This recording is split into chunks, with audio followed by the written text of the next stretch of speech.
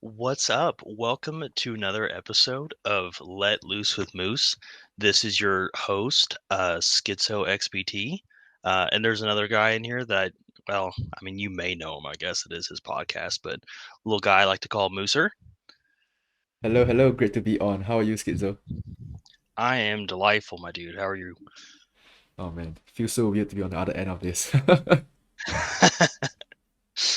It's right. fine. Yeah. Shall we? I mean, sorry. You should have it. Go ahead. Well, so we thought we'd do something a little different, and do kind of like a little recap 2023, kind of give a heads up into what we're looking at into 2024, and do this a little different than like a normal let loose with moose interview setting, since I've already been down that road. So thought this might be a little nice little change of pace. um but yeah, I think that's kind of the generalized way we're moving forward. What do you say? Yeah, sounds good to me, man. Excited to hear your 2023 recap and, of course, what we are looking at for 2024. Yeah, man. So 2023 was kind of crazy, right?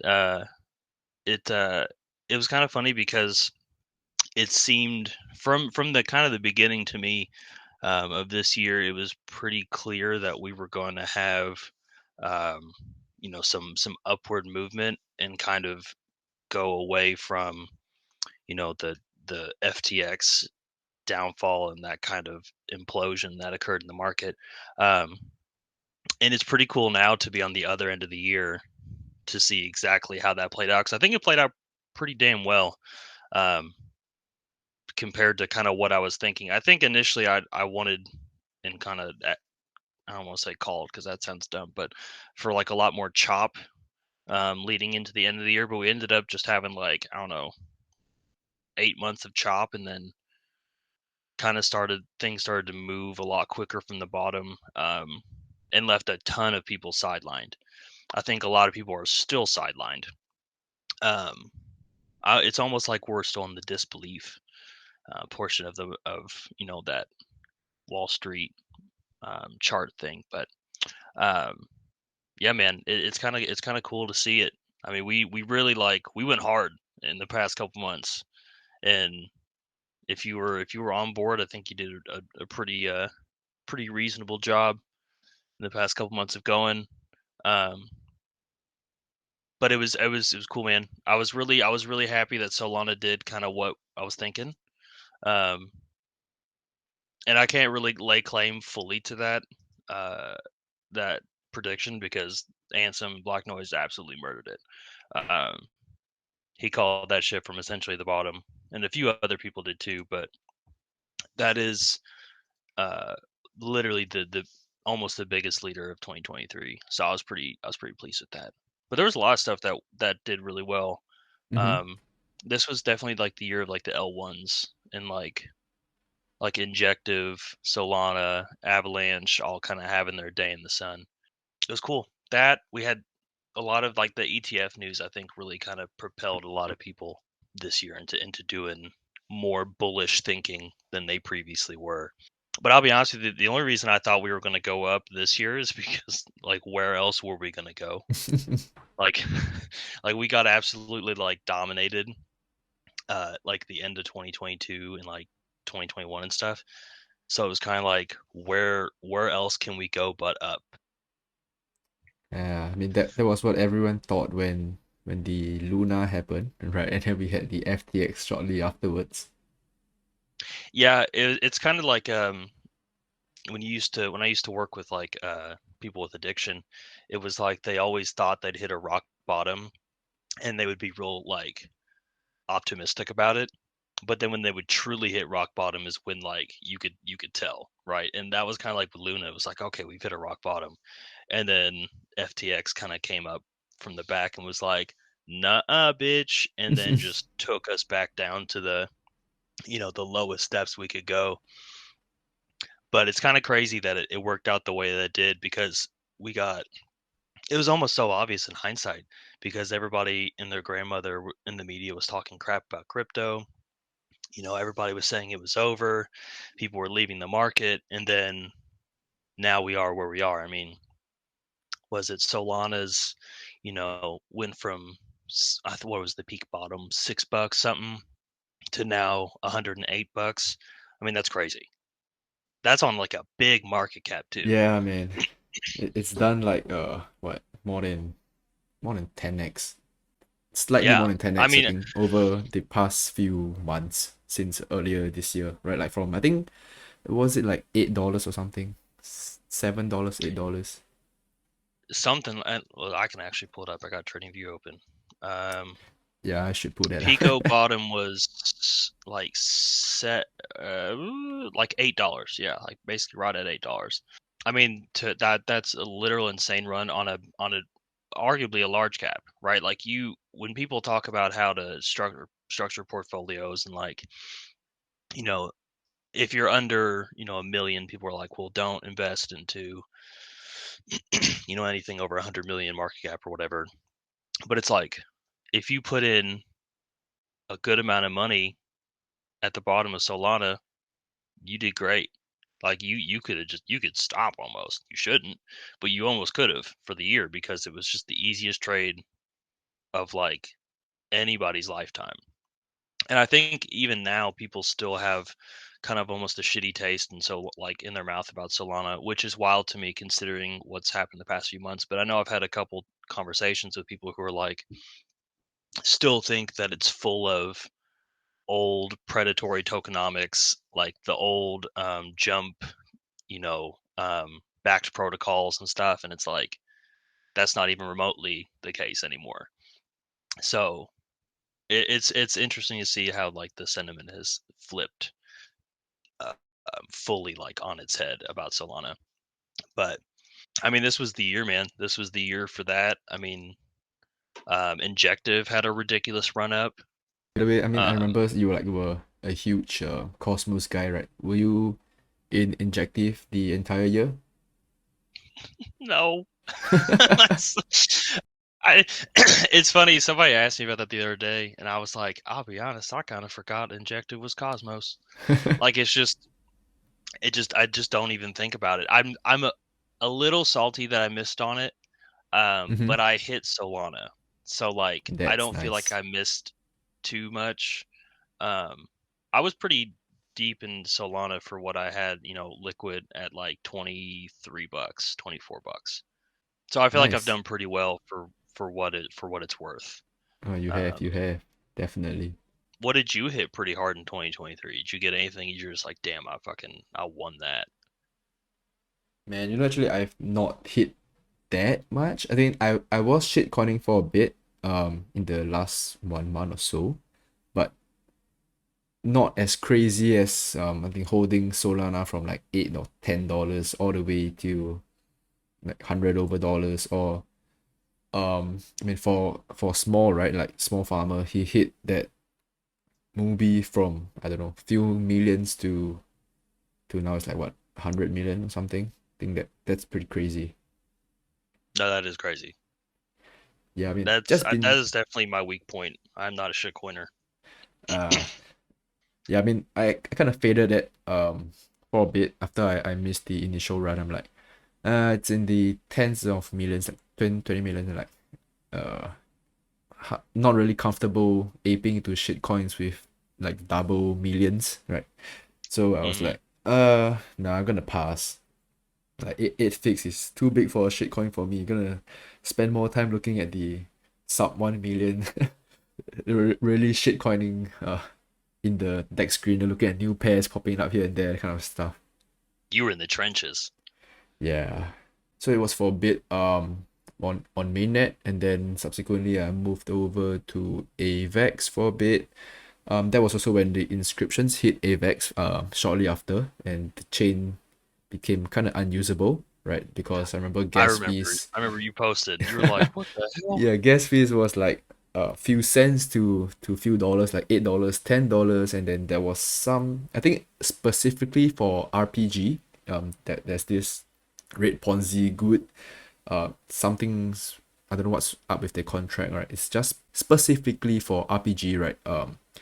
Like swapping costed like $30 over, like one point something AVEX at that time. Jesus. Yeah, I think that was kind of crazy.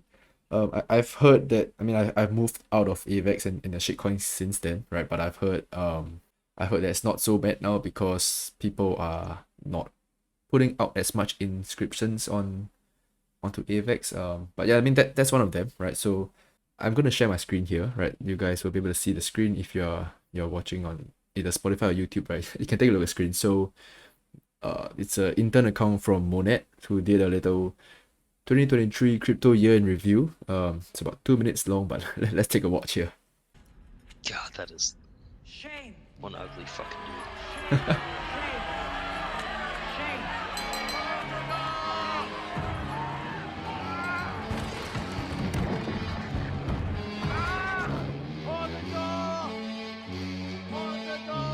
Bitcoin is going to $1 million in 90 days. I have put up the bit signal. Bitcoin Oh, yeah, I forgot about $1 this. million Oh in the shit, next I did 90 too. days. Fuck you, Elizabeth Warren. Oh yeah, CZ. That we missed that one. No, I thought fork out so long ago. I know. Just goes to show how fast they can move crypto. Like, half of this stuff feels like it just exists. The Pepe move was incredible. Yeah, man. You got it. There's the Bitcoin ETF, yep. Because that's when that one fake move happened, where that intern posted that tweet, and it went crazy, and then like completely retraced.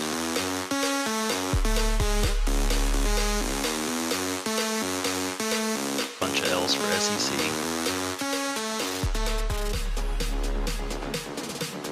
Moving your truck, sir. Cassie is in my car. Cassie's in my truck. Cassie's throwing hand fair with Oh, me. shit, I shit. forgot about that. Oh my god. Yeah, he had his moment, so didn't he?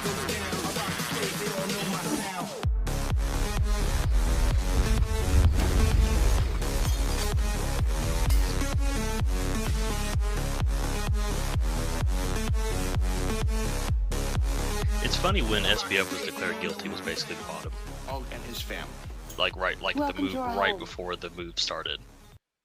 Yeah, man. After watching this, right, so for the audience listening, we kind of did a little recap earlier before I found this video. But after watching this, I think we should redo that. That Yeah, segment. that just made me forget or remember so much stuff that I'd forgotten. Yeah, it feels like so much has happened. We couldn't even remember everything, right? Totally forgot about the Silicon Valley Bank. And I didn't even know CZ invented for this year. It felt like it's been around for such a long time. I'll be honest with you, I feel like he had done it before, but I think it just really caught on this year when they were like in trouble. I could be Maybe. wrong, but I feel like I don't know. I feel like this was a thing that had already happened, and he just brought it back. But either way, that whole Binance thing was kind of crazy, coming off Yeah. on the back of was because the bank runs like Credit Suisse and the Silicon Valley Bank that happened, and then the Binance stuff went down, right? Yep. Yeah, that was I remember like those months back to back. That shit was kind of it felt bullish for crypto in a way, but it was also like holy shit, like it just felt like kind of the world was imploding like market wise. Yeah. Yeah, it's But the funny how you Binance thing mentioned. is low key good, I think. Yep. Yeah, man. It's funny how you mentioned like SBF getting caught was technically the bottom in hindsight, right? So after watching that video, the first quarter of 2023 was basically still like pretty doomsday-ish. Um, and things only picked up in Q2, right? After we had that Pepe run in May. Then we had the little meme season then. Um, then what, June was SEC suing Coinbase, which I think Coinbase won in the end, right? They either won in the end or they're still in it. Because I Right. think the SEC sued and then Brian was like, you guys haven't given us like any information about what we're supposed to be doing correct. Like we want to do whatever you're asking, but you're not giving like clear guidelines, and I feel like they like countersued or something. I could be wrong on that, but I do know that they were like, "Yo, what do you expect us to do?" But I know it was just the SEC was just taking L after L after L. Yeah, they lost a lot of stuff this year, I think. Like losing all the trying to pick the Although I black. do want to say real Yeah, go quick ahead. that I think it's funny that and it kind of plays into the thesis of, at the beginning when we did our last interview where I was like, we've had all this bad shit happen. Like, what else could go wrong? I think it's telling that when the SEC sued, Coinbase and they had the Ripple lawsuit and all these other things. Um, I think it was telling that we nuked initially, and I bet you could find in the charts that we did, but that it didn't go further than whatever 25K or whatever it was, because I think it showed that initially people still had that bear mentality of like, oh shit, this is the end again. But in reality, it was just marking another bottom, because we didn't nuke any further. And I think if you were sidelined then and you saw that we didn't nuke any further, that would have been a good time to buy, because it was like, they just sued us and nothing happened.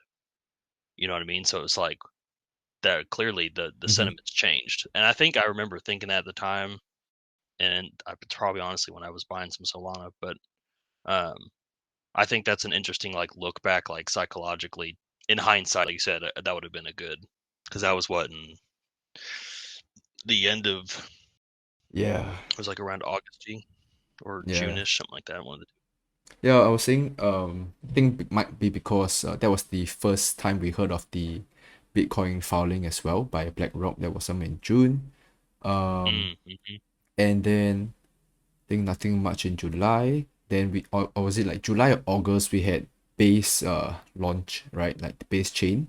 Um, then that's where we kind of kicked off a little bit, where everyone was going onto base, right? There was like Aerodrome, there was the Bolt coin. So basically meme season on base for a short while, and some of the DeFi protocols moving there.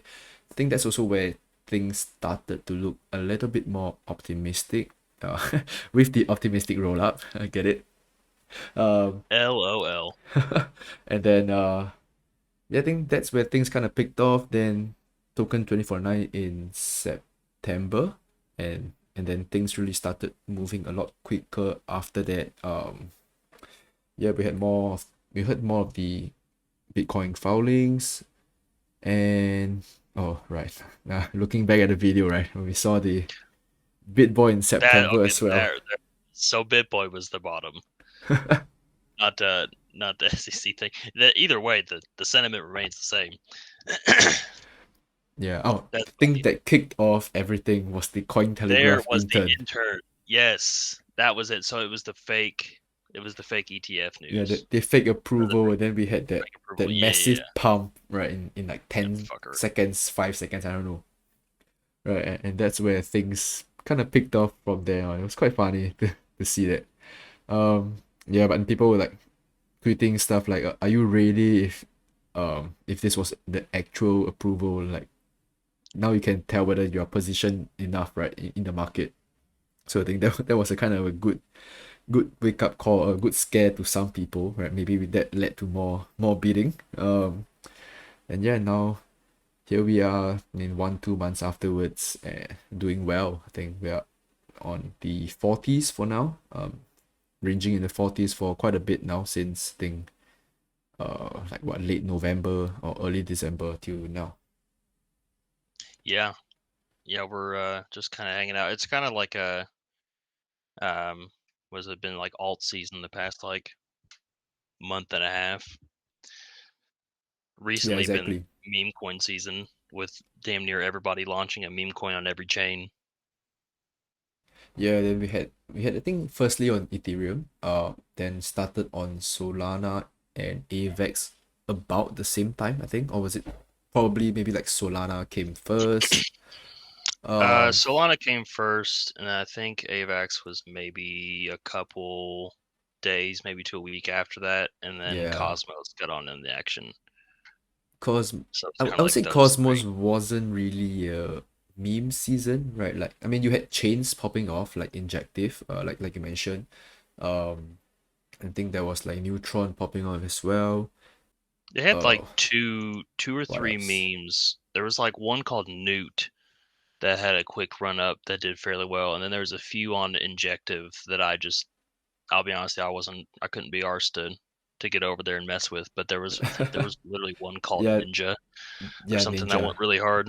Yeah, It it was seemed like Ninja. every meme season was less prominent than the one that came before it. Like Solana's was healthy, massive. Avax's was a little bit less, and it kind of metered down to like only one or two meme coins did really well, and then Cosmos was like felt like it was over in a day.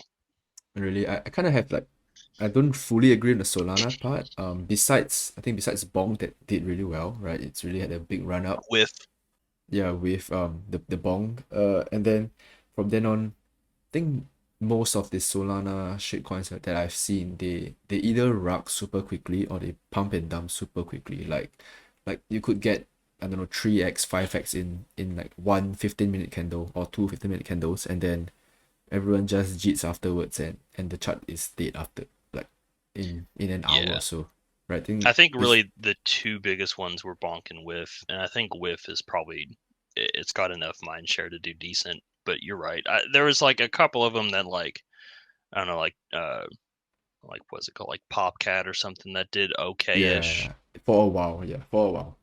Yeah, but arguably all meme coins are aside from like the ones that get like that heavy mind share initially, are all garbage at the end of the day. Yeah, I mean, but it could have been my lack of exposure, right? Because I'm in the NSAM's Telegram group, and because I've been looking at the tokens that they talk about in the chat, and everyone's just rotating or shilling their bags in the chat, right? So you see the same ball of money going around to every token. So whenever one dies, another one comes back up again, because the same ball of money is rolling around, right? Right. And then of course we've kind of kicked off the everything we've had for a while, right? We had like, I don't know, that dog we've had, cat we've had, rabbit we've had, frogs we've had, or something. And then Every fucking thing, animal under the sun. yeah. Um, and we had the, I don't know, like the founder's dog or cat or something as well, right? So we had that for Arbitrum. I think Injective or like one of the Cosmos chains had that as well. So like whatever the Hmm. founder's cat name is. Um, Solana did the same thing too for yeah, the Anatoly's like dog or something, yeah, exactly. Um, Avex we had Cork that kind of kicked off everything. which killed me. That I didn't realize like people were talking about cock, and I realized it was called cock in you, and I think I laughed for a good 20 minutes. Yeah, I think Grant from Blockmates did a really good call on that.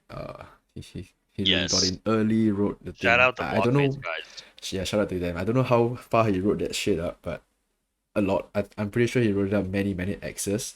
Then we had a few popping on Avex for a bit. Arbitrum was short lived for, I think there was like 2 3 coins, pretty short lived. Then of course Yep, the Cosmos ones you mentioned. short lived. Um, I'm not too familiar with the Cosmos one, so I can't really comment on that. And then most recently we have Matisse, right, with all the new meme coins popping on Matisse as well. Not too many, right? Just a few. Like V Mum, because of Vitalik's mom's chain. That's what they call it, right? I Eh, think there's a few on there as well. And I mean, where are people moving their money to now? Well, I think it's interesting because I think you unintentionally made a point of when when the quick rotations happen between chains, the hot ball of money goes right to whatever the first meme they can find is first. Mm-hmm. And I think that's kind of an interesting tell because like if you're new to rotation, I mean like if you know you're rotating to a chain, obviously the first thing you should do is like look for whatever the meme is, the flavor of the meme. Now granted, like obviously it could be short lived. I mean Arbitrums was ridiculously short lived. That was funny. The what is it, size or whatever? That shit Yeah. just died. But And it's then interesting that that Metis is getting that kick up because I was a big fan of Metis. Well, I still am a big fan of Metis, but I was invested like a while ago and it just didn't move. And I think I ended up moving it all to Soul. and it's interesting seeing Metis get its season now because I don't know, it feels like a ghost chain. Have you ever used Metis before? I'm aware of what protocols they are there, right? Because I have a friend Voids there who is part of the protocol RFI there. So here and there I hear some updates from him. I think definitely it's interesting. And some of them are actually gonna expand over to Arbitrum as well. So I think it's Yeah, something worth keeping an eye on, right? because I may was have it a bit of a Hermes is doing the biased same thing? view. Sorry. Hermes, however Yeah, the fuck yeah, you pronounce it. yeah. Yeah, MS Maya as well. yeah, my DAO's cool. I The think that there's a blockmates few dudes were big protocols on there. them. Yeah, definitely. I think Metis is it's worth keeping an eye on. Hmm. Excited to I agree. see whether the DeFi can grow there. I think that'll be interesting. And I think they have their recent grant launched. I think like what 45 or 50 million or something. Hmm. So I think Just that might no kick slouch. something off. We almost forgot about the entire BRC thing that kicked off earlier this month, or was it like last month, right? I mean now we're I'm earlier trying to in think. November or December, right? Something around there, like ordinals, and Yeah, you talking Ordinals about the BRC Bitcoin DeFi 20. stuff. Yeah, I I'll mean, be honest with you, I faded that shit entirely. Not necessarily because I didn't think it would do well, but like that is just so far outside of my wheelhouse. Like I couldn't even begin to describe how I think I that's would. pretty normal because I think most Yeah. of us on CT isn't really that much on Bitcoin, right? I've heard that some people say I think it was Sweet Cheeks that tweeted that because I think BRC and all is more of the Chinese side of things, right? So we don't really see them on CT and all, so it's not that big of a deal to us. And yeah, okay, I brought up the movie chart, so it seems to launch on 15th November. Is Basically, this something to do with BRC?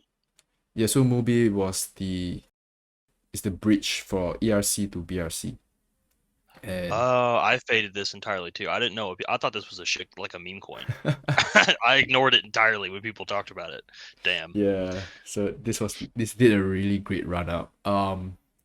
So yeah, and then we had like the Ordinals NFT catching back up again, which of course then this is what caused the AVAX to go crazy and Arbitrum as well, right? That's why it was down for a couple hours because the sequencer couldn't keep up or something like that. I'm not a super technical Hmm. guy, right? But basically they just kind of keep launching inscriptions and it takes a lot of power to, or like I think it's a bit consuming to validate all this at the start, so that's why it kind of clogged up everything and it went down for a bit. So correct me if I'm wrong, right? I'm not a super technical person once again, but yeah, I think that's my rough understanding. Yeah, and now we are here end of December. In fact, we're recording this on December 29th. What do you think is coming next for us, Schizo? Um, I'm still kind of in the camp with other people that there's we're gonna have some kind of flush coming next year. Like I would be surprised if we didn't. um, but I think as far as which I think A is gonna give people like a really good chance to get in. Like if you've stayed sidelined this whole time, A, what are you doing? But B, I think you'll get a fairly solid opportunity to get in at somewhat lower prices. But as far as like trends and like narratives and stuff, I think Solana is definitely still going to be the darling. I think it's still going to keep doing what it's been doing. I think it's hard not to. I mean, like the amount of steam behind the move that it's had, I think it's just going to keep going. I don't see why it wouldn't. Um, I mean, the chain works. There's a lot, you know, newer and better teams building out there than there was in like the Jump and FTX era. The DeFi system ecosystem is flourishing. It's a definitely more fleshed out than it was. Hell, I wouldn't be surprised if you saw, $500 Solana or something, or $1,000 Solana, which is kind of crazy to talk about, but I wouldn't be surprised because I think it's just so it's so undervalued still to what it is now. I wouldn't be surprised. Um, especially because the chart just looks crazy. I mean, it's such a gorgeous chart. I mean, the run up was just dumb. It was so simple. But I mean, all you have is, was it 259 is at the top on Binance Yeah. or something like that. 259. I mean, yeah. I mean, like, I feel like that's a pretty easy clear considering where the ecosystem is now in comparison to what it was when it ran up the last time. I mean, granted, it ran up on, people can say fake money or whatever, but the ecosystem was dog shit. You know, the half of those protocols either don't exist, barely exist. I think there's a few that still stuck around, like Radium and Orca, but most of them had to pivot or do something different.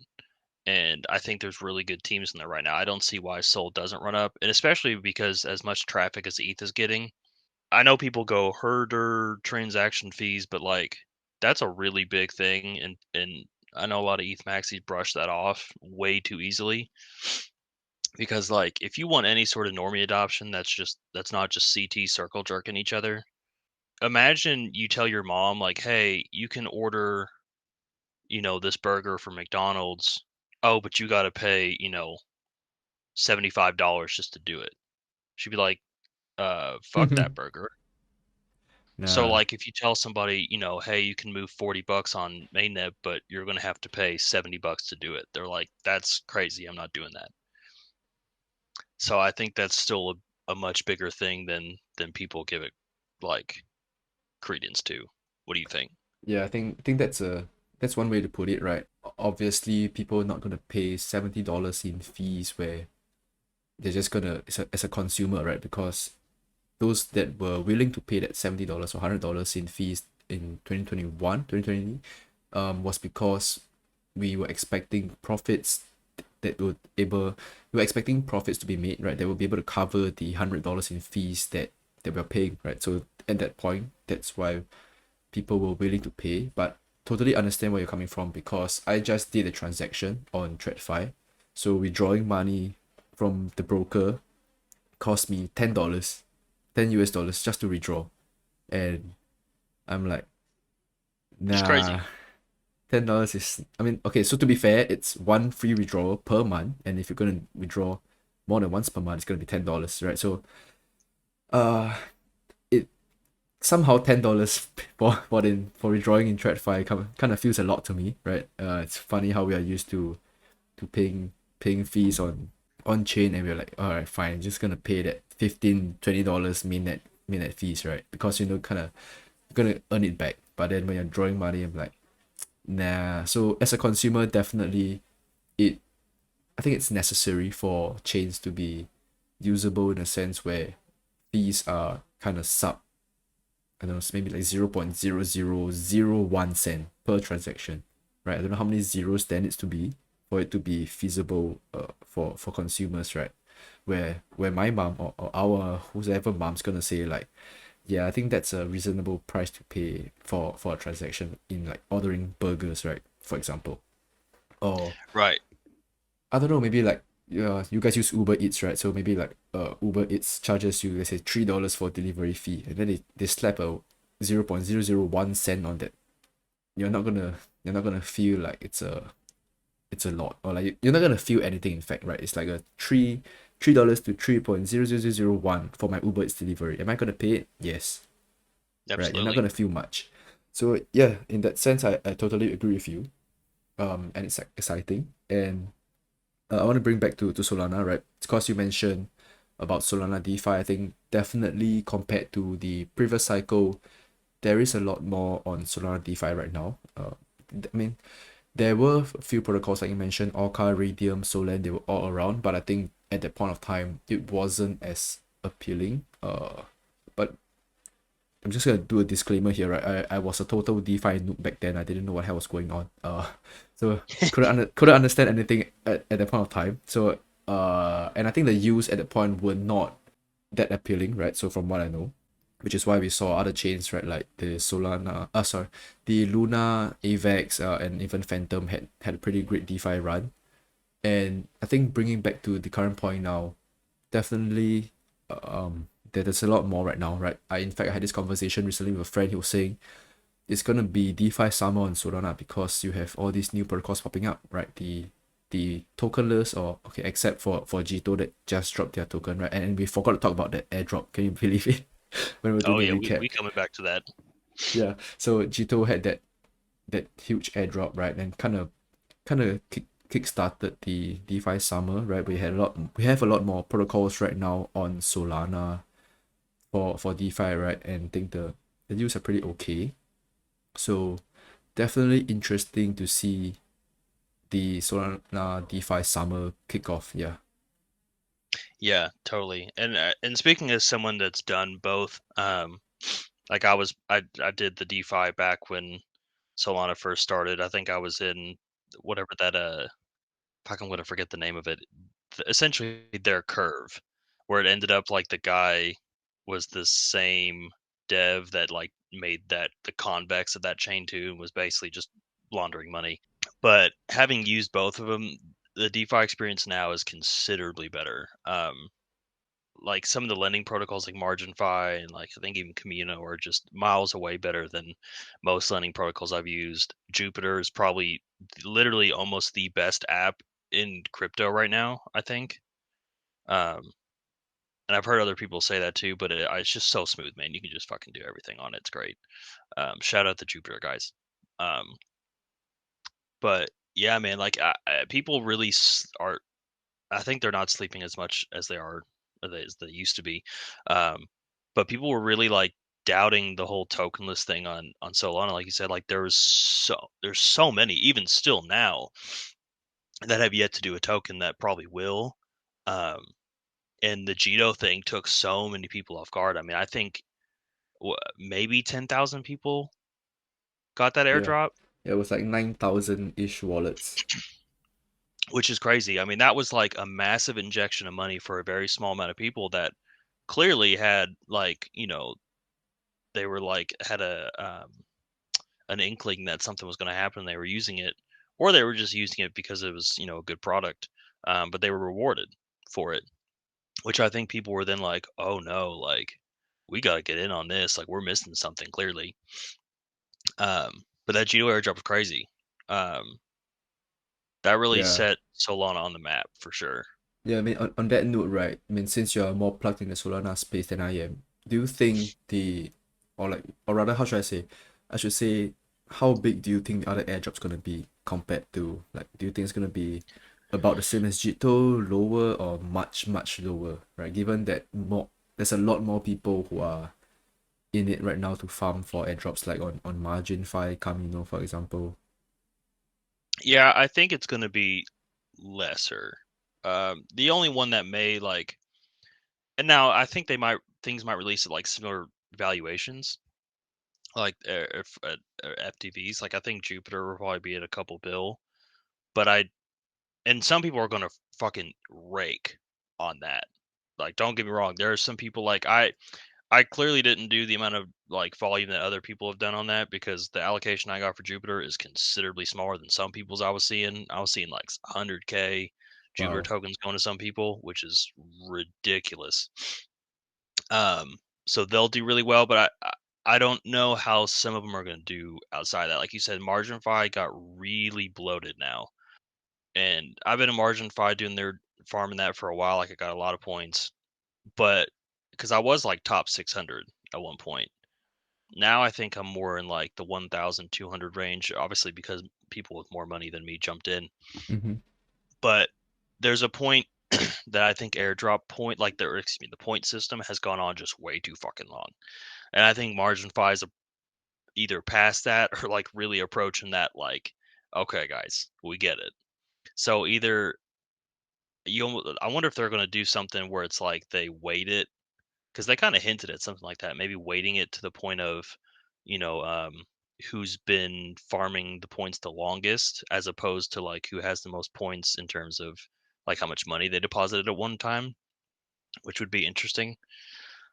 I think MarginFi, if they do it correctly, might be one of the bigger ones close to Jito.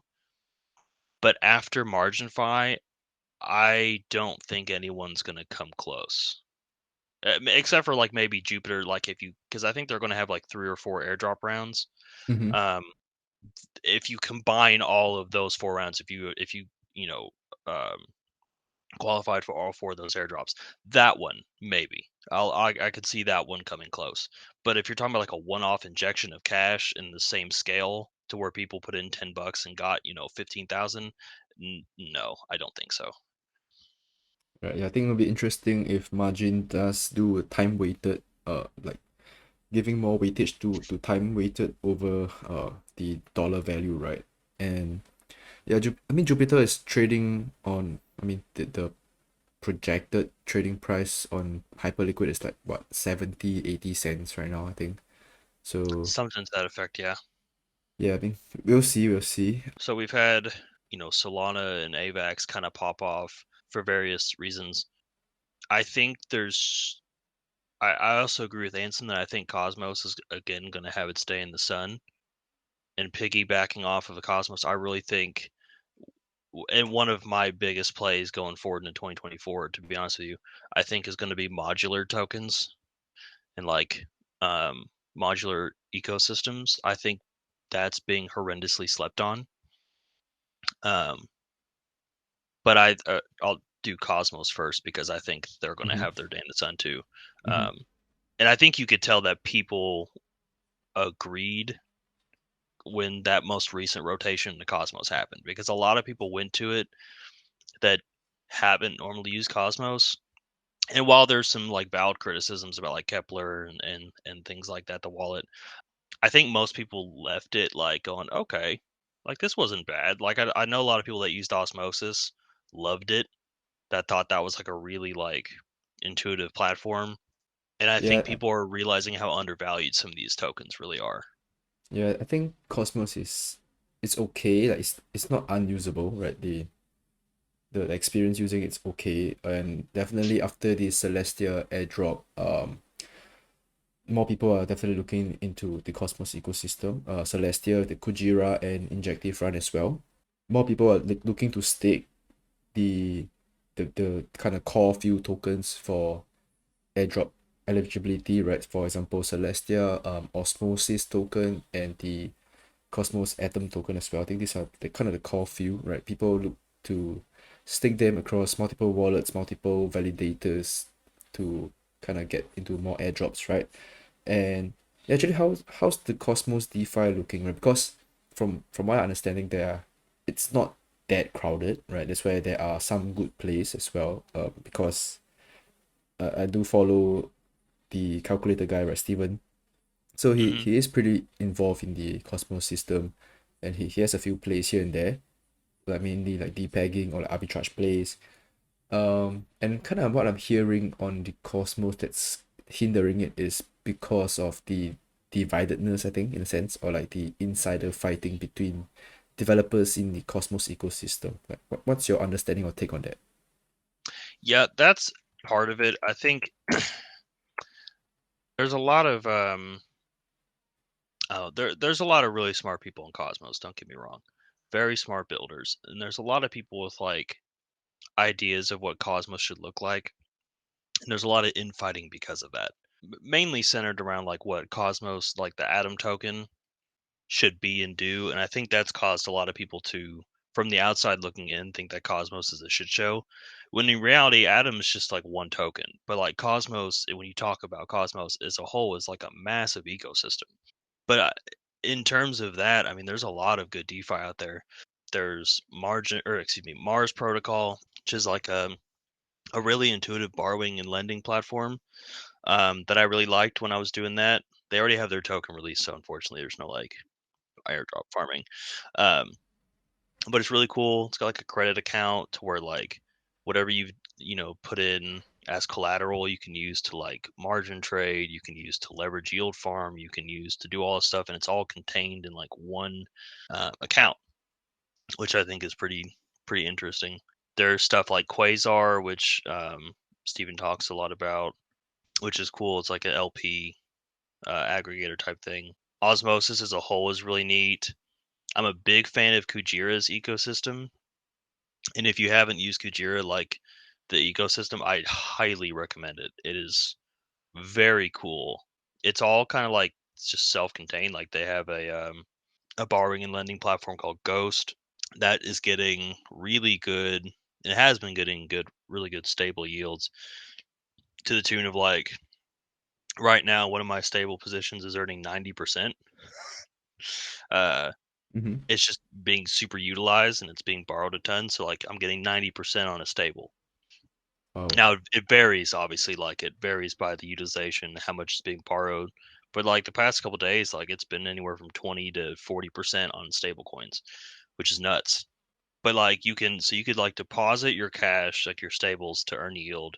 They also have a platform called Orca where you can bid on liquidations using this the lended out stables. So like if you have like $3,000 in stables, you can borrow it, earn that yield, and then you can also bid on liquidation. So like if you really want, you're looking to get a big position in Atom, and there's a bunch of Atom that's being close to being liquidated, which the platform shows you. You can bid on it. You can bid. Let's say you want it you want to get some at like a 6% discount, hopefully. So you could put all 3,000 of your stables bidding at this 6% discount. It'll earn yield the entire time it's there. And if it does nuke and this guy's position does get liquidated and you are able to buy it at a 6% discount, you will. And you'll get all this Atom at a 6% discount. But I think Interesting. it's really neat that you can just sit there and earn yield on your your stables while you're doing that, while you're bidding. But it's got like a lot of other stuff too. I think Kujira is really underrated because it's kind of like injective in terms of their ecosystem, and I think Kujira just does it a little bit better. Injective's got some cool stuff coming. Don't get me wrong. They've got like I think they're doing like a Solana integration or something that's really neat. Oh, really? You know, I've always Yeah, thought that there's nothing much on Injective. Like, I'm not even sure why it's pumping so much, to be honest. yeah. I'll be honest with you. I don't really know why either. I think it's just because I fuck it. I actually have no idea. I'm not even going to try and speculate. I do know that like the tech is kind of cool. Um, but the ecosystem, as far as I know, there's really not much on it. Like I think there's like maybe like a Dex, Helios, something, um, and then there's like an NFT platform. But like outside of that, I have no clue. Um, so yeah, Yeah, I I'm in the mean, same boat as you. Not sure why that's yeah, pumping. no worries. Let's move on, man. I want to hear, like, what are the top predictions, or like the most bullish things you're bullish on in 2024? Solana's still number one. I think I would like to think before like 2025 or sometime in 2025, if not this year, you see like 500 to $1,000 Solana.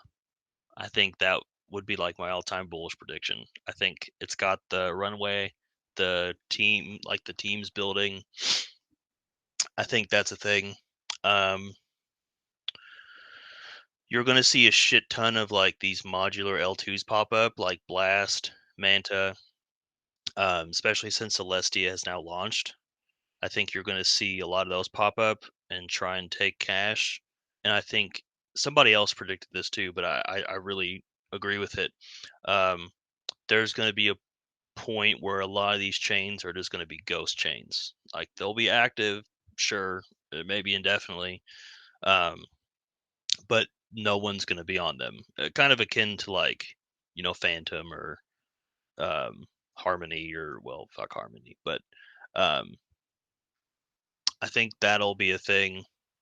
I still am really bullish on modular ecosystems. I think if you're looking at them, Celestia, Dimension, it's DY Dimension, Mm-hmm. uh, Monad, I think are the three biggest ones. I think you could probably make a good amount of money off Dimension and Monad if you time the rotation right. I think this was probably one of my bigger things. I think Celestia probably eventually hits $100.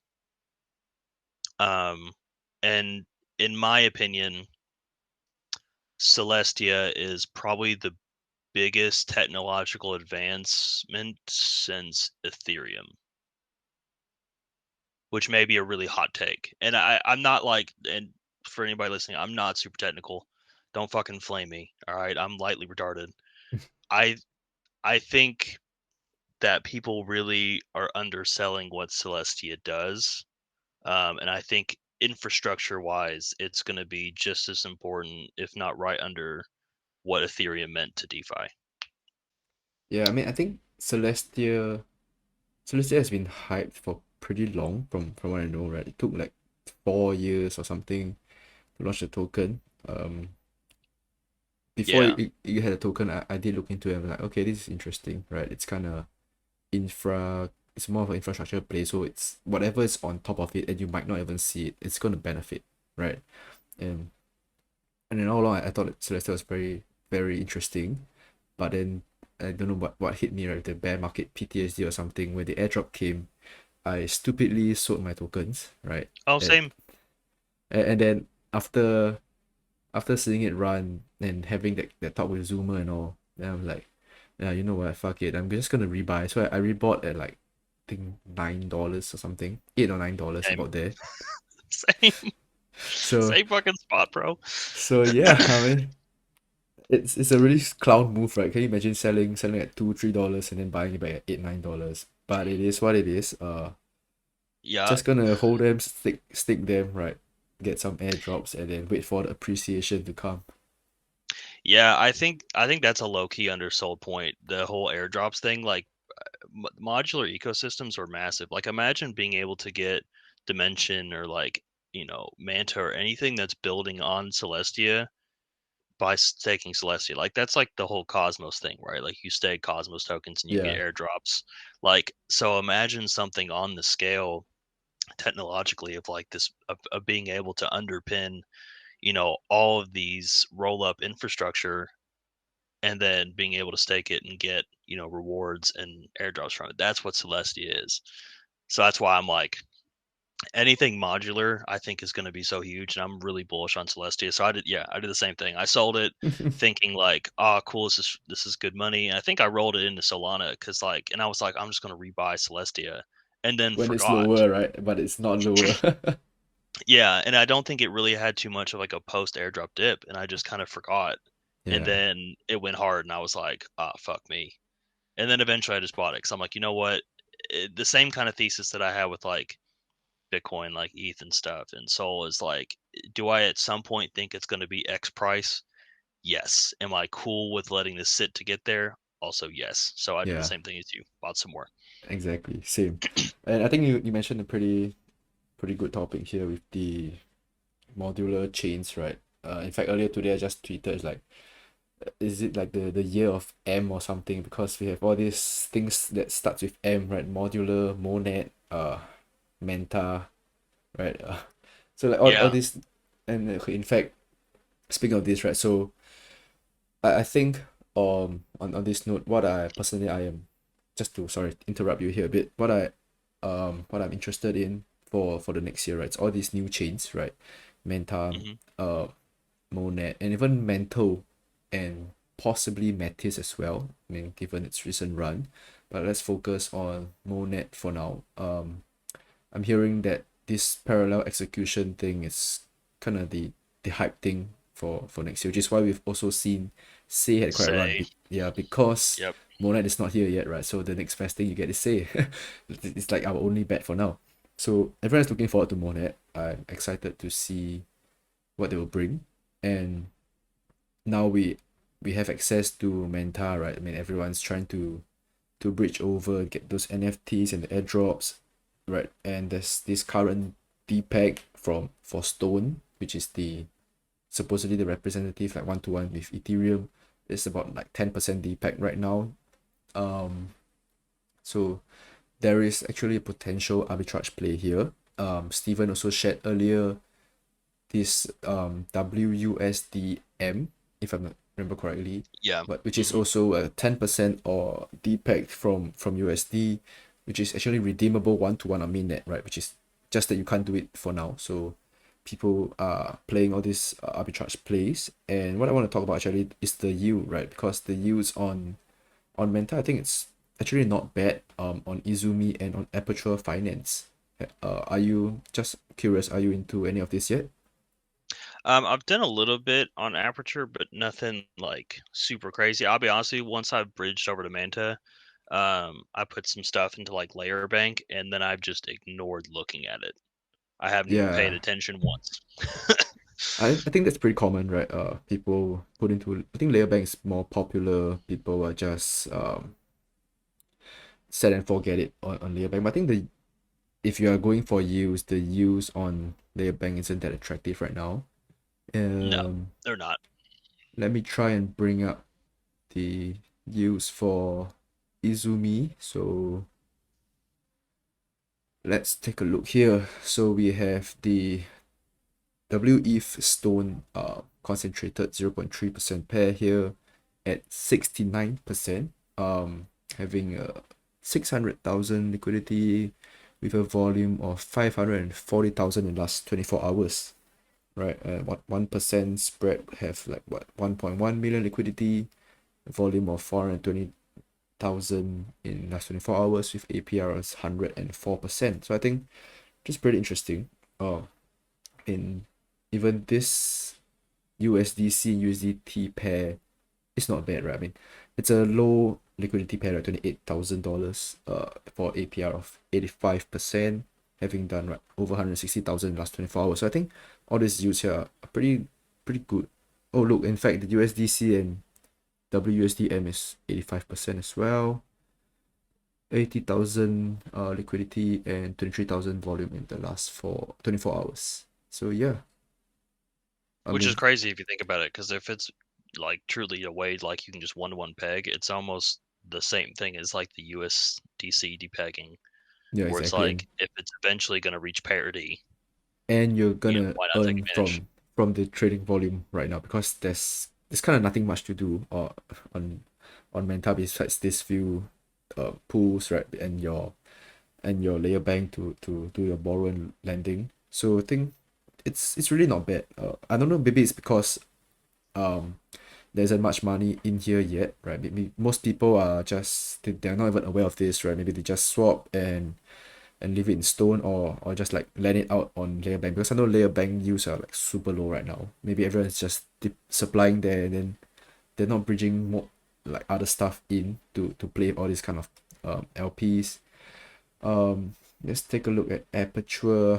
So they don't really show like APR or APY for their pools, but they do show you the TVL and the pass volume here. So you can take a look. Wild that they don't show APRs. I don't know why, but That's a weird choice. yeah, I mean, you could DM them and get them to include this. But yeah, so look at this. Number one, 1.6 million TVL in ETH Stone pair, having done more than 1.6 million in the last 24 hours. I think that's great, right? If you're in this, or if you look at the title ranges, right, it's pretty good. You look at the 0.3%, 1.1 million TVL, right? Almost 2.5 million in last 24 hours. And you're getting all this volume, you're getting a yield while waiting for that stone deep repegging in like Yeah, it what, seems kind of 2 no-brainery. months, right? So Plus, if they don't have a token, watch all their right, chains. airdrop dash. So here we go. Boom. Okay, So it so looks like, yeah, looks like you can. yeah, so it looks like you can deposit on Aperture, get that amazing yield, wait for the repegging, and get Aperture tokens on top of that. Wow, it's like a win-win-win. Yeah, unless there's something that we're missing. And it Uh, seems like that just kind of makes sense. Yeah, I I mean, don't know I know what I'm why. gonna do after this call. Once we hang up, I know We'll what I'm gonna see. do, right? Uh, Exactly. in fact, I've been looking at it for a few days now. I'm thinking, should I put in Aperture or like what should I do? But yeah, I mean, now it's clear to me. Definitely, we're going for this. I mean, there's only two choices, right? To do LPs on Manta right now, Izumi or Aperture. If I'm not wrong, Aperture is taking a lot more volume compared to Izumi. So even if you're looking at just use, it might be the better choice to go on Aperture. And I think that's all I have for Manta. Do you have anything to add on for this side? I don't think so. I think Manta's going to be cool. I think, honestly, the biggest thing I have for him is that it's not Blast. Blast might end up being like really good, But imagine locking your liquidity up for all that, all this time and missing out on all this fucking movement that we've had. I would be the saltiest guy of all time. I mean, we're hoping that it gives a pretty good airdrop that covers whatever you're missing out, at least. Or in some sense, some people were thinking where I'm gonna lock this ETH up, like just so I don't paper hand it and do funny stuff. Let's take it, lock That's it, honestly, that right? makes sense. That one makes a bit more sense. Yeah. I could see So that. yeah, Earn a so airdrop after it, but yeah. yeah, definitely. There's a lot of things going on. Personally, I'm not on Blast. Not sure if I'm missing out a lot here, but I think I am more interested in Manta at the moment. Um, Moving on, what else did we cover? Monad, we covered Manta. The next one, actually, I will talk a little bit about. Should I talk about Mantle? Yeah. Like, I know some stuff happening on Mantle. yeah, go ahead, Well, at man. least passively. I think because I saw their ME thing. I think that's actually kind of cool because it's like the first chains, like the first time a chain itself has made like an LST or LSD, whatever the fuck you want to call it, like their own like liquid staking um ETH token, Mm-hmm. which is kind of cool. Um, and I think they're doubling because the yield for ETH is what, like three something. They're doubling it to 7% using the Mantle Treasury, which is like huge. I think it's like a $1 billion or $2 billion treasury, something like ridiculous. Um, yeah, target APY 7.2%, just for staking ETH and using it in their ecosystem. I don't know how much more Mantle's like what all is going to happen on Mantle. I think mainly because I'm more bearish on L2s than most people to a degree anyways.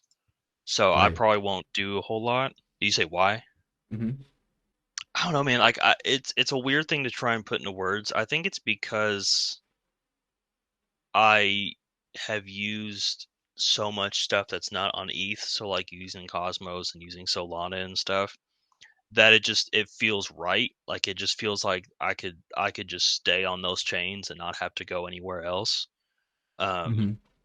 unless I was, big boy, rich enough to just sit on ETH mainnet and utilize that security. But because like the whole draw for L2s was like, well, it's like ETH, but cheaper and faster, right? And then now it's like, well, it's like ETH, it's still cheaper and faster, but like we may go down like Arbitrum did, or it's like, or you may still pay a lot in gas. Sorry, but we're like ETH, but it's like without the security of ETH, right? Because that's what they sacrifice in order to have the speed and whatever. Now I'm sure there's going to be ETH maxis that are going to drown me out and call me an idiot, and I'm sure there's probably basis in that. But from a pure like retail dum dum point of view, like having used all these things and all these chains essentially from inception, like I've been around since 2017. I've basically used every single chain that's launched except for ZK Sync because that chain is a fucking garbage cesspool. Um, fuck you, ZK Sync. Y'all are trash. Um, I've used basically everything, and like it's just so much easier for me to use something that's not an L2. Now, not to say there's not really good projects on L2s because I really think there are. I think there's a lot of exceptional teams working on L2s. Um, and this also doesn't extend to rollups. Like I think rollups are gonna be massive. Like even the optimistic rollup I think could be kind of cool. Anything that's going to use Celestia and like Dimension, excuse me, um, and Monad are going to be just fine. But like Arbitrum and like Optimism and stuff, like, eh. Wait, Like I did you just say rollups, like optimistic rollups, are gonna be fine, but not Arbitrum and Optimism? well, like I think like new chains that build off of that stuff. Like I said, I don't know a whole lot about like the optimistic roll up. I know it's people were kind of hyped about it. Um, but I don't know. I just don't. I don't really like Arbitrum and Optimism all that much. Maybe Well, you that'll know, change. wait, optimism is from optimistic rollup, right? Right. Yeah. No, I know like they're doing that, but it's not live, right? It is live. Is it? God, it Yeah, doesn't feel like it.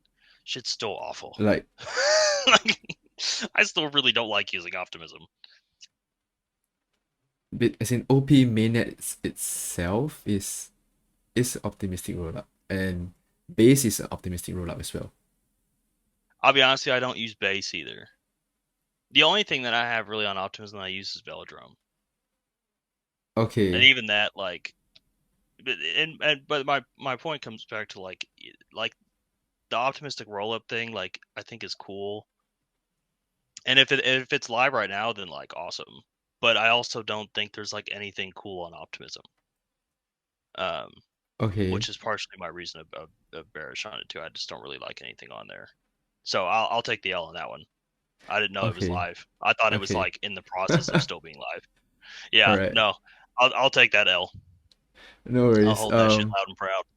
But I want to bring a point to the upcoming 4844 EIP 4844 proto dank sharding, right? Supposedly it's supposed to reduce the transaction costs of L2s by a lot more, right? Which that would basic- be huge. Yeah, but I mean Like, this has been really delayed. huge. This has been delayed. It's supposed to come out I think this 2023, but it's been delayed for I don't know how long. And yeah, so basically bringing lower fees on the roll up. So your L2s are supposed to be cheaper, probably faster. Yeah, which I think anything that progresses crypto being a scalable thing for a lot of people, I think is a net positive. Because I think that's part of, like you said, with with Arbitrum struggling essentially with scalability, right? Like when there's too much volume and too many people, um, chains slow down, which I mean really is a good portion of anything EVM related. I think even Solana's had its issues. I think just a lot of chains aren't fully prepared for that level of volume because how else can you test it without having it? But I think that's anything that gets to that point is great because like you need at any point you get somebody that's not crypto native and they start using crypto and all of a sudden chains and shit break, they're going to be like, well, what's the point? Or like I have to wait however long to send a transaction. Like I need this money now, like that type of stuff. From like a retail point of view, they're going to be that's going to piss some people off. I know people that get mad when their fucking bank doesn't work for one day. Yeah, because they're like, I have to make payments. exactly. So crypto has to be everything that TradFi is, but it has to do it a little bit better. Yeah, So I think that there'll be anything that something. gets there is good. Right. All right, let me think. So talking about 2024, what else we're looking into? So I mean, personally for me, I'm thinking top few narratives that are definitely going to be more relevant is going to be AI still going to be in play, right? A lot of AI projects are trending. Shout out Mosaic. Nice people. That yeah, so you see more and more AI projects popping up here and there. Then of course price is following because it's a hot narrative in a sense, right? I think actually what will be huge in 2024 will be intents. So intents is basically literally telling the protocol in words what your intentions are. For example, I want to make a swap from Ethereum to USDC.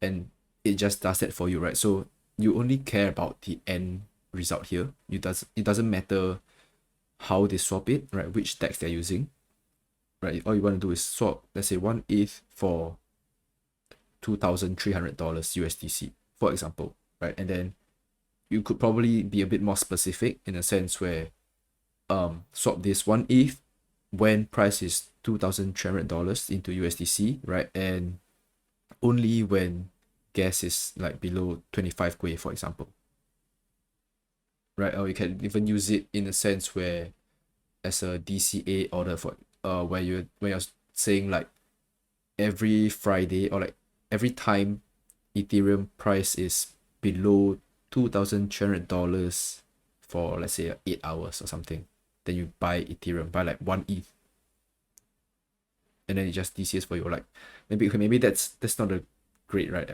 That's too regular. Maybe like once a month on the first of every month, buy 1 ETH for me, something like that. So it's up to us how we want to play it. But I think intents are pretty cool. There's a few protocols that are That's really building. neat. There's a few protocols that are building this right now. Pretty sure we'll see them pop up more often. Like I think some of them are in beta testing or like private testing and all. So it'll be interesting to see them launch in 2024. I think there are some that is already live. I can't remember the names, but that's something I think it's worth looking into, right? Where you could have a lot less technical people come in, right? We don't have to go on to this DEX, then you input select ETH, select USDC, select your amount, and then click swap, approve the gas, right? Basically, you can do it in words where you let the protocol handle everything for you. You just have your outcome. However they do it, it's not my concern, right? GameFi, I think it's something interesting to look at as well. We're seeing a lot more, I would say, better games, right? Like actually fun to play games. For example, we had a few pop off, like Shrapnel on AVAX. We have the Parallel TCG on base. We have Illuvium and IMX going off as well. I think a lot better. How should I say? There are a lot more better quality games being created, right?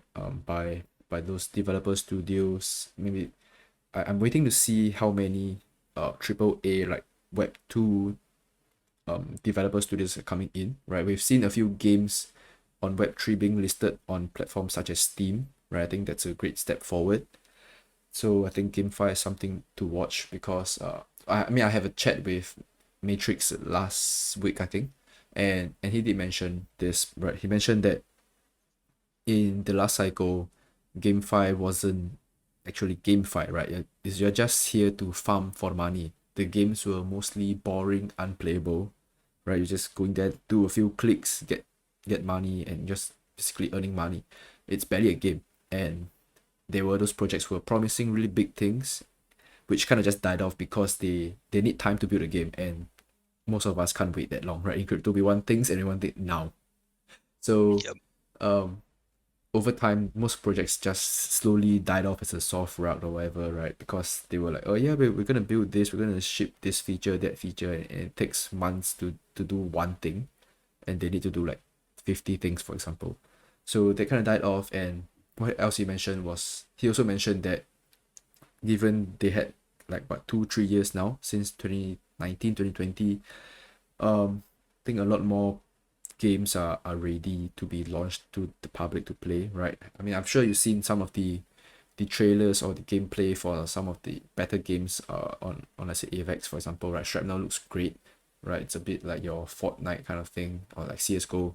So that would be great. I mean, if you can imagine playing CSGO and getting paid to do that, right? Earning tokens, or like I don't know, you Yeah. can your NFT your gun or something like that. I don't know, right? I think that's pretty cool.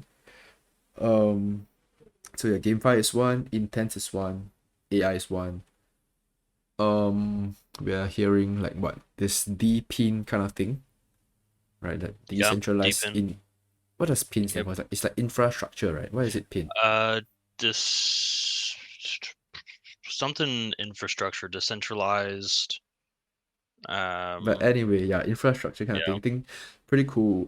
For example, like grass. Right now, everyone's farming grass. I think right. You just download the extension in your browser. Are you selling your data? Maybe I don't know, right? But you're kind of selling your supposedly spare bandwidth, right? And getting tokens for the upcoming airdrop. So I think it's cool to see more of such things coming up, right? Who would have thought that you would sell your bandwidth? Or maybe that's what making my computer lagging, right? Because I'm selling too much bandwidth. But Maybe. but anyway, yeah, I think it's cool to see more of these new narratives pop up, worth keeping an eye on. And what other narratives are there?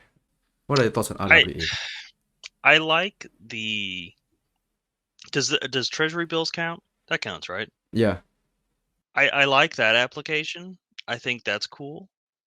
Um, I think real estate's cool. I don't necessarily know how I think it should be done, like as in terms of real estate, but I think that's an interesting idea.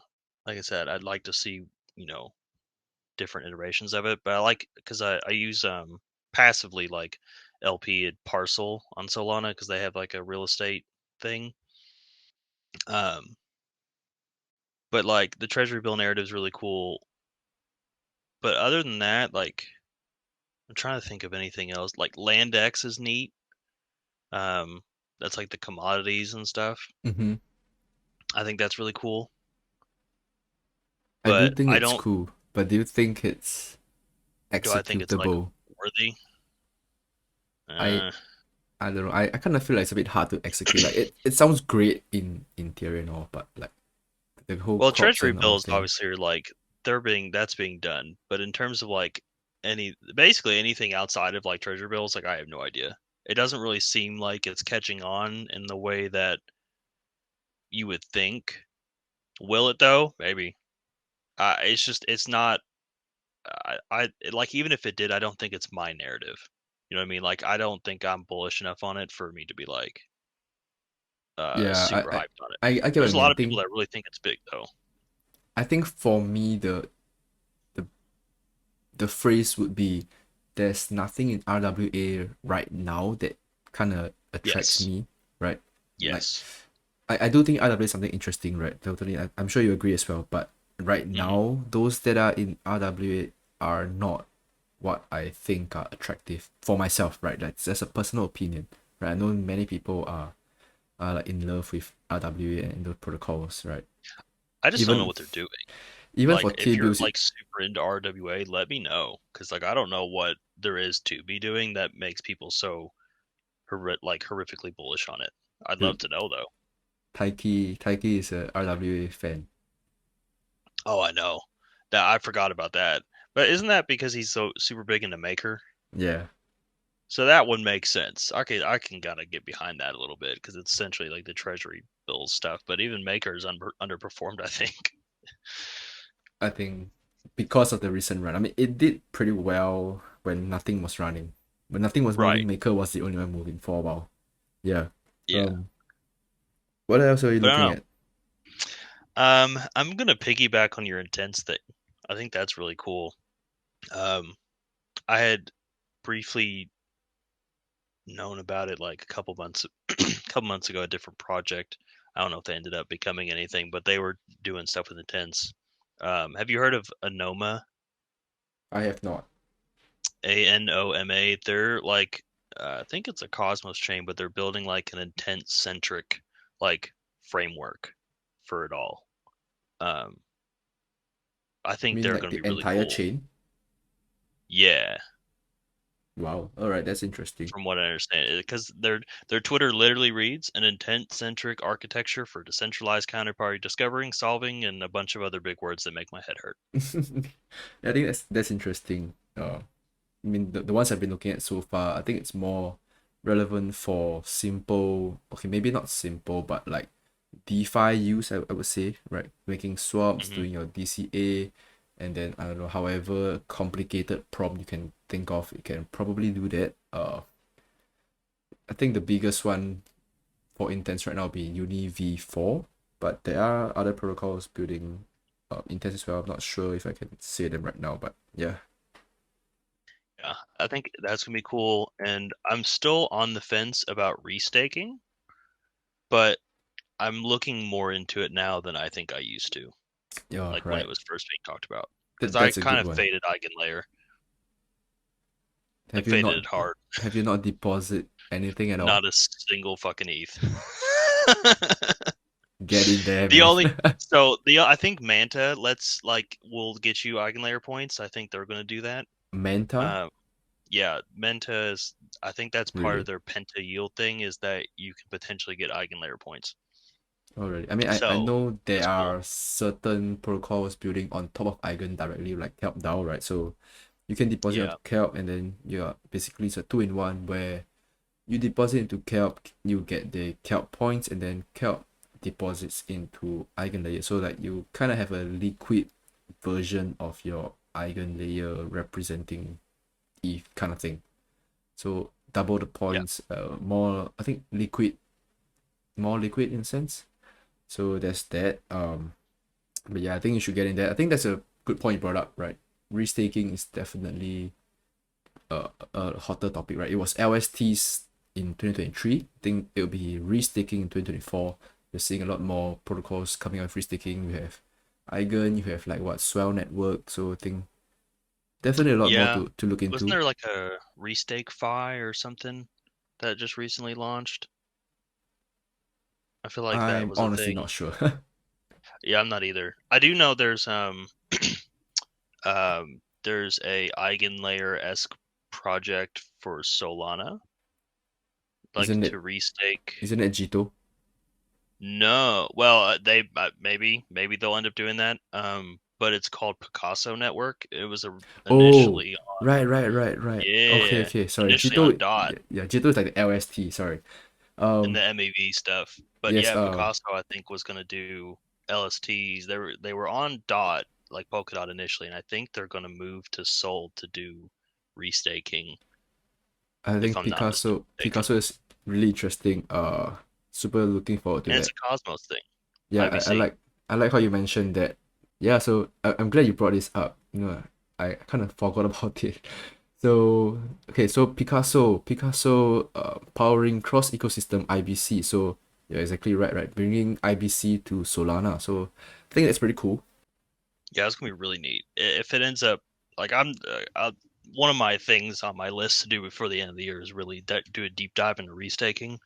But obviously anything that kind of like starts doing that, like this new type of thing that's happening on ETH on Sol, I think is going to be worth the look at. I think it's anything right now that's new on Sol is going to end up pumping eventually, but I think it's really cool. It's pretty neat. I just had I don't know what made me remember that, but yeah, if we're talking restaking an Eigenlayer and that type of stuff, I think you got to mention Picasso too. Yeah, that's great. So, I mean, I'm looking at the page right now. Picasso is powering a Cosmos chain, which is composable chain on Cosmos, and Picasso itself is a Kusama parachain. So it uses IBC to transfer activity across Polkadot, Kusama, and Cosmos. And then they are bringing Solana into this as well. I think it would be great if they do bring everything onto IBC via their network. I think that'd be great. Then so it's kind of bit like a infra play as well. I think I mean, infra play is what VCs have been looking at. From what I know, for the most of 2023, right? I think this is kind of a low key one. I think if you're looking to run up stacks on different chains, I think looking at I'm trying to think of the word comparable um, tokens. So like I'll get to what I'm trying to say.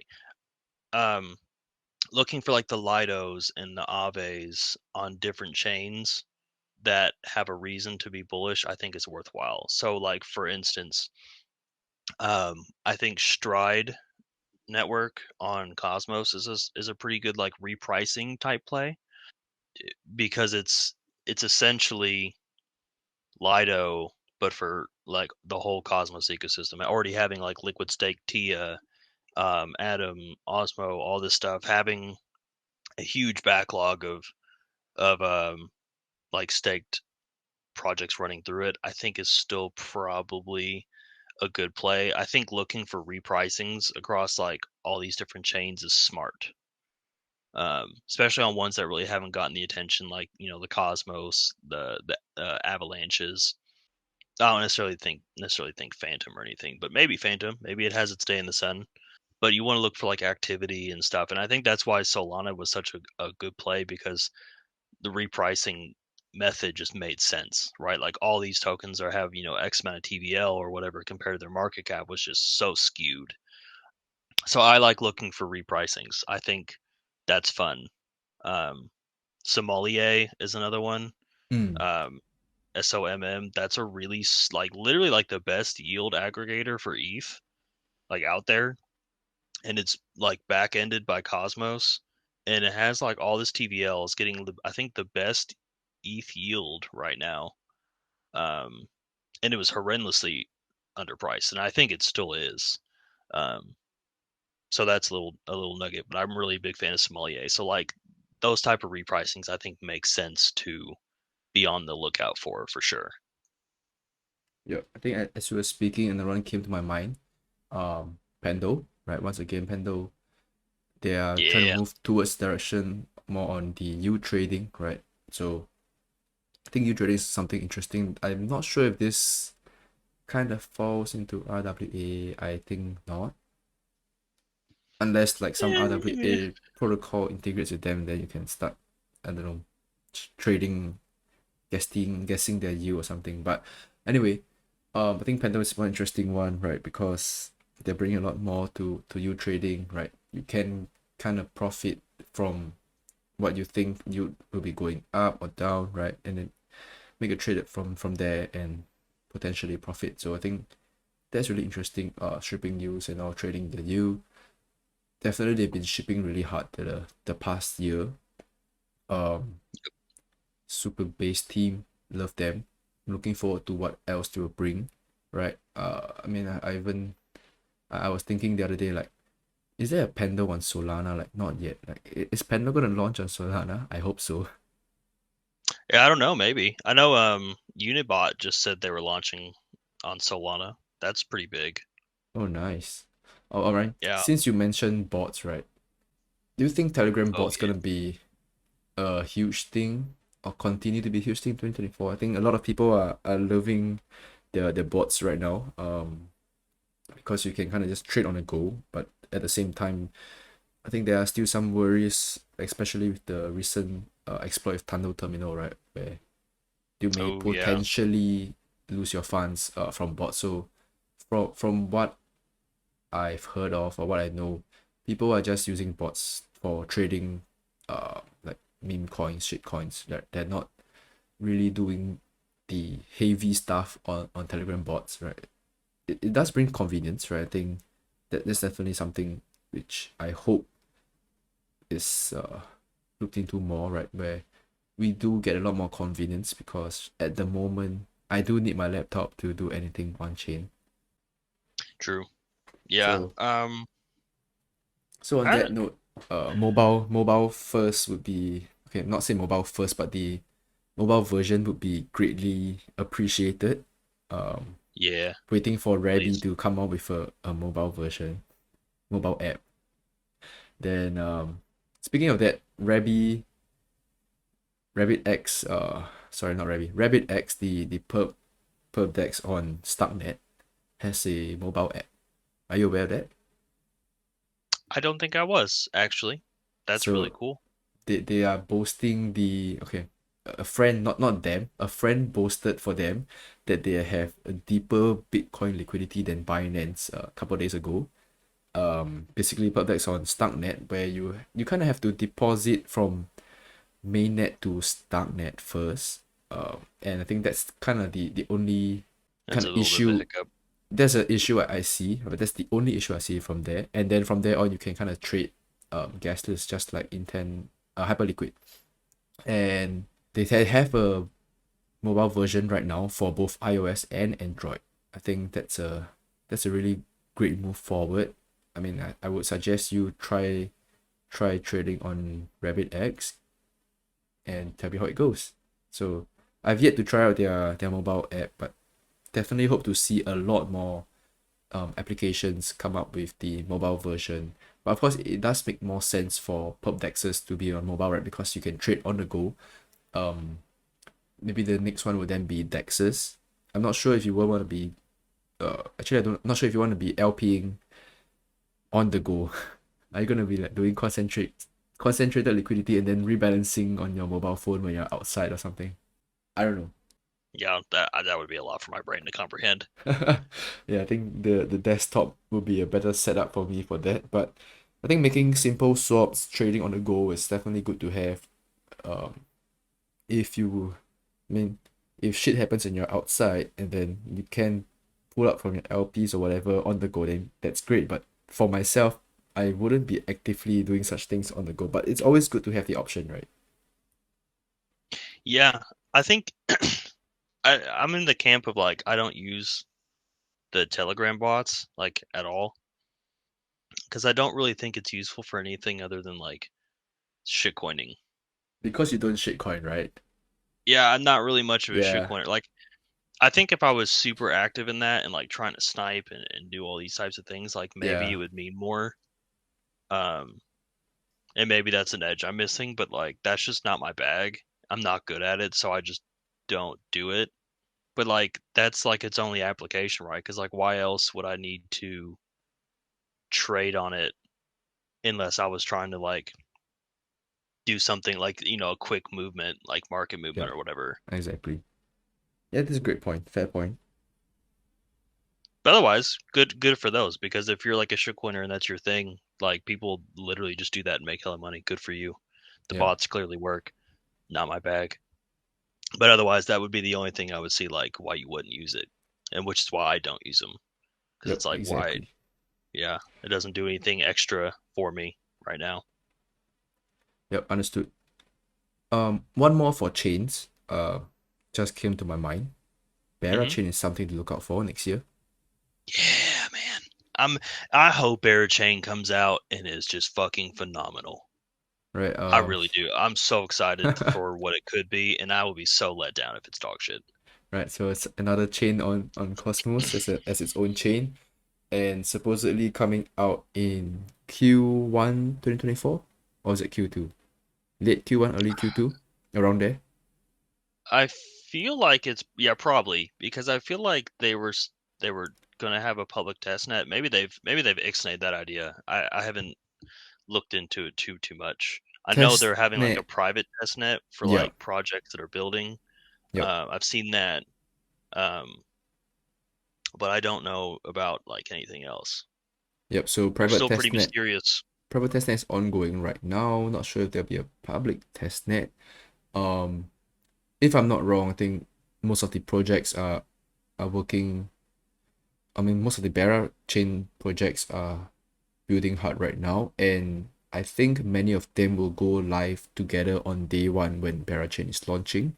I mean, Hmm. this is my own speculation. It's not official announcement from them, but this is what I think, because I know there are a lot of projects that they're building for quite some time already. Right, Bearer has been in the works for like what 1 year ish now. So Yeah, if not a little longer, probably. Yeah. yeah, I think most of them will launch together on day one. So it'll be interesting to see what what they bring, right? I'm not super into Bera chain, especially not sure what there is on the DeFi side, right? I've seen a lot of the NFTs for sure, right? You have your Bera drone with what bong bears, beat bears, bond bears, lots of bears, honey jars and all, honeycombs. There's a lot of NFTs there. I think this qualifies you for their airdrop if I'm not wrong. Um, I'm interested to see what else they would bring more on the DeFi side. So I'm sure there are some dexes. What else are there? A little borrow and lending. I know from what I remembered, so from like when I initially did all my research into Chain, like, and this may have all changed because they seem like they've changed stuff quite a bit. I think they're gonna have a native Dex built in. The plan was that it was gonna be built by the ambient finance people. Um, Mm-hmm. initially CrocSwap, like it's gonna be like an like built-in infrastructure to the chain. Um, I think they had one point like a partnership list, and I don't remember, or like people made one up um of like chain or like projects and stuff they're launching with them, and there was a lot of like because I think Redacted is gonna have a play with them in some way. Um, there's something there for them. Um, Olympus maybe. I'm sure I'm gonna blank on a lot of stuff, but I know they have like native borrowing and lending protocols that are launching too. I just don't know the names of them. Right. But yeah, a lot of cool stuff that they could do that I really hope they do. Yeah, I think it's interesting. A lot of people are looking forward to that, like yourself and myself. Not sure what there is gonna be, right? For now, they're really secretive. There's not much shared, I think. Or at least I'm not keeping up with their news. But yeah, I mean, looking forward to their launch. So we have a lot of new chains coming up next year, adding on to what we mentioned previously, right? So I think it's great, right? That kind of further reinforces the how should I say, the full bull run in 2024, because just like how we had many alt L1s launching in 2020 and 2021, that kind of kickstarted the DeFi summer. I think this further reinforces that we're gonna have a full blown bull in 2024, where we have all these new chains and new shiny coins to play with. Right, people are gonna be excited, bridging into new chains, exploring, chasing after yields, minting NFTs and whatever new meta is gonna be there. Yeah, I think there's gonna be a lot of cool stuff launching, and I think they all picked a good time to launch. I think a lot of teams like and projects waited, which I think is going to end up playing out dividends for them really well. Yeah. Lot of money making opportunities out there, man. I think people just got to time their rotations right, and I think it'll be good. I think this will be a pretty big bull run. At least that's crossing my fingers and my toes. But lot of cool stuff out there. A lot of like different and new tech, like the eigen layers and the Celestias of the world and stuff. I think it's gonna be good, man. I feel like this is a turning point for crypto as an industry, um, for like the next like leg up in terms of what we can accomplish. So it's gonna be neat, man. It's cool. So I mean, we've had a lot of great topics, I guess, covered, right? Topics, narratives, projects. Definitely, I feel like we're missing something, but I can't remember what we are missing right now. So maybe for the listeners, comment down below if you can think of anything that you think it's gonna be huge in 2024 and we have not mentioned it. I mean, let us know. I'm sure we missed something, right? I just can't I'm sure we remember did. right now. But maybe let's move on to the next topic anyway, right? What is your game plan for 2024 then? Um, for right now, I'm doing a lot of just kind of sitting on my hands. I have like my core positions that I'm letting play out or I'm like actively buying more of um, as like my thesis like expands or whatever. Um, and I've kind of got like a different way around it than other people. So I'm basically all like completely deployed, right? Like I'm not in cash, aside from like stuff I'm keeping for taxes or whatever. But I'm basically trying to outperform Bitcoin. I know people kind of go back and forth between whether their portfolios outperform ETH or outperform Bitcoin. Um, I'm going to outperform, at least try to outperform Bitcoin. In my opinion, I think Sol and Bitcoin and stuff are going to outperform ETH this cycle. Obviously, ETH is going to have its moments, and I'm still like exposed to ETH a little bit. Um, but I'm mainly holding stuff that I think is going to outperform Bitcoin. I don't think ETH is part of that yet. But I think of ETH and Bitcoin as stuff that I would rotate profits into because I think they're more stable. I think ETH is a decent bear market asset just for like staking purposes, right? It's lesser downside than most tokens. Um, has a staking yield, has like ways that you can borrow cash off it and stuff. So planning on holding like my core positions, trying to outperform Bitcoin. Definitely going to dig deep into modular stuff. Obviously holding and staking TIA is like a big part of it right now. Um, playing that airdrop narrative on there would be cool. And then when stuff like Dimension and Monad launches, rotating a lot of liquid capital into those launches. Um, and may even rotate. So I got for like Solana, I have a Solana bag that I don't touch, and then I also have a trading stack of Solana just to like build up more.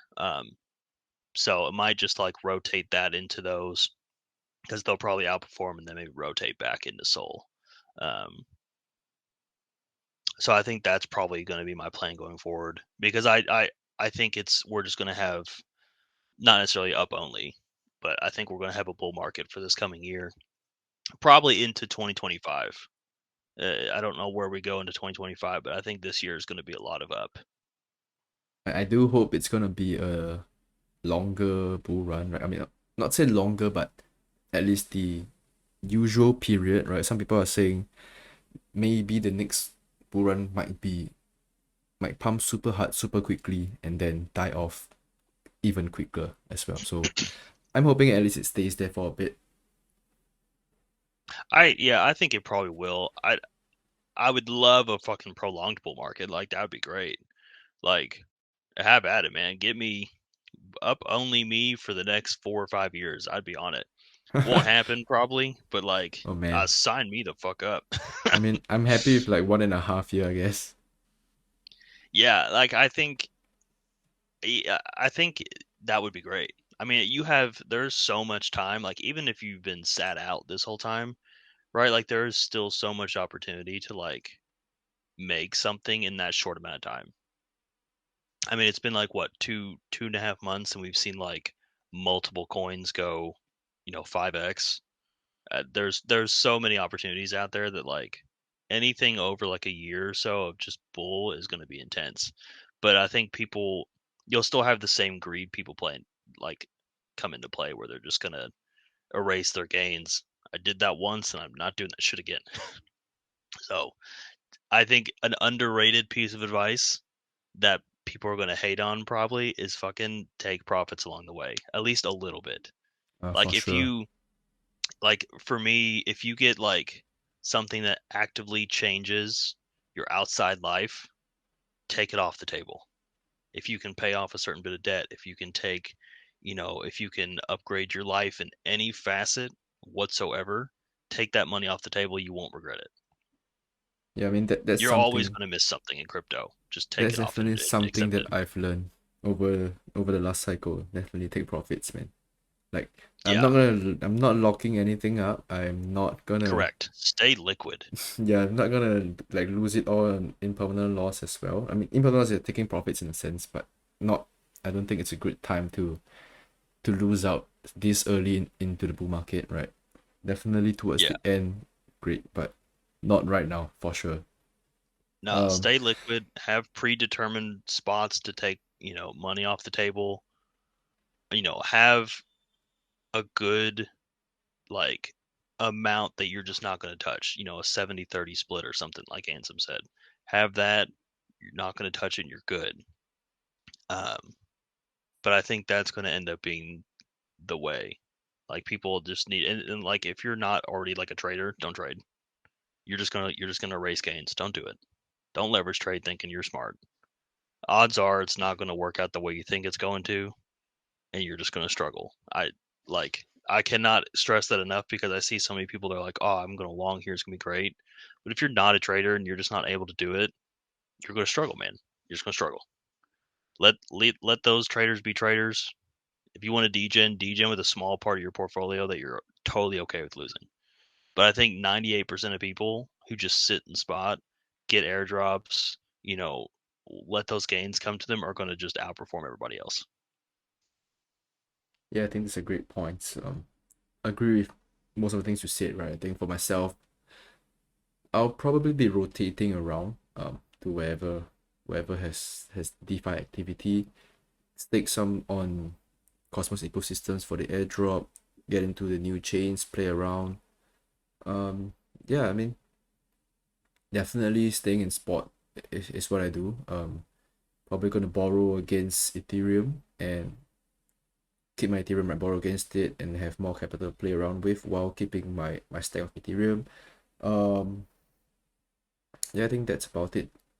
Definitely looking forward to the new launches, new chains, new projects, then explore how it goes, and definitely will try to keep up with the trends, right? That's what I'll try to be doing. And you mentioned take profits for sure.